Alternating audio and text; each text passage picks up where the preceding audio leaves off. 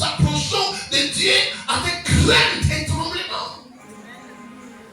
Parce qu'il n'y a que lui qu'on doit craindre. Alléluia. La Bible n'a pas dit que nous devons avoir peur de Dieu. Non, nous devons craindre Dieu. Quand on s'approche devant lui, nous devons s'approcher de Dieu avec crainte et tremblement. Et quelque part encore, la Bible nous dit, ne prenez pas le nom de Dieu en vain. Ne prenez pas le nom de Dieu en vain. Parce qu'il y a des gens qui prennent le nom de Dieu, ils mentent avec le nom de Dieu, ils volent avec le nom de Dieu, ils font la provision avec le nom de Dieu, ils le font avec le nom de Dieu. Donc ça veut dire que tu prends le nom de Dieu en vain. Alléluia. Est-ce que je suis en train de parler à quelqu'un? Oui. Dans le verset, oui, il dit que mais si vous êtes exempt des châtiments auxquels tous ont part. Si toi tu es exempt du châtiment que tous les enfants de Dieu ont part, même son fils Jésus, qui est le Messie qui devait venir, Dieu ne l'a pas épargné de ses châtiments. Dieu l'a châtié. Alléluia.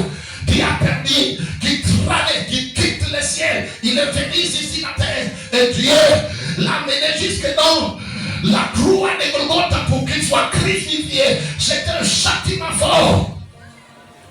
Il est passé par là. Alléluia. Dieu voulait le tailler afin qu'il occupe la position qu'il occupe aujourd'hui. Aujourd'hui, il est élevé au-dessus de tous les noms.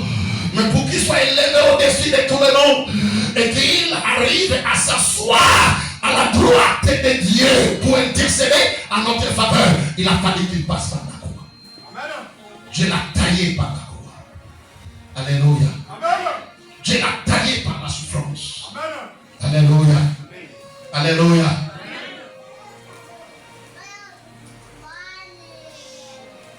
Je peux continuer? Je vais avancer. Acclame très fort pour que nous puissions avancer. Et la Bible nous dit, dans le verset 8, mais si vous êtes exempt des châtiments auxquels tous ont part, vous êtes donc des enfants illégitimes. Alléluia. Parce que dans la vie chrétienne, dans la vie spirituelle, Dieu, il a ses propres enfants.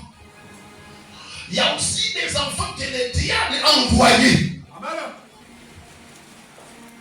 Et c'est là où vous voyez, la Bible nous parle de la bonne sémence et il nous parle des livrets.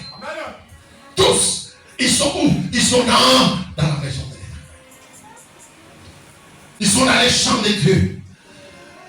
Il y a la bonne sémence et il y a aussi l'ivraie. Mais quand les serviteurs voulaient les séparer, quand le temps n'était pas encore arrivé, la Bible nous dit que oui, le maître de la moisson lui a dit non, laissez-les croître ensemble. C'est comme nous sommes là.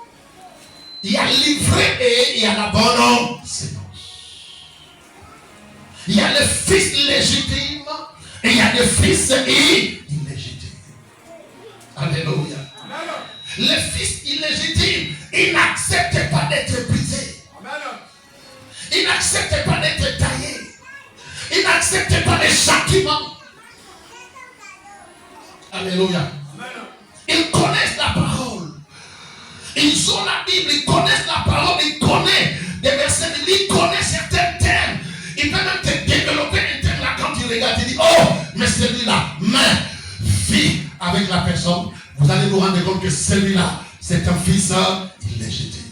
Alléluia. Pourquoi? Parce que il ne peut pas porter les fruits. Il ne peut pas. Il ne peut pas. Le fils et les filles illégitimement, écoutez-moi l'église, il ne peut pas porter les fruits. Parce que le fruit de Dieu est réservé aux hommes et aux femmes qui ont été brisés par Dieu, qui ont été taillés par Dieu. Est-ce que je parle à quelqu'un? Est-ce que je parle à une église? Est-ce que je parle aux enfants légitimes de Dieu? Si tu es un enfant légitime de Dieu, acclame. Est-ce que tu peux faire le bruit? Est-ce que tu peux faire ce bruit-là pour la gloire de l'Éternel? Parce que tu n'es pas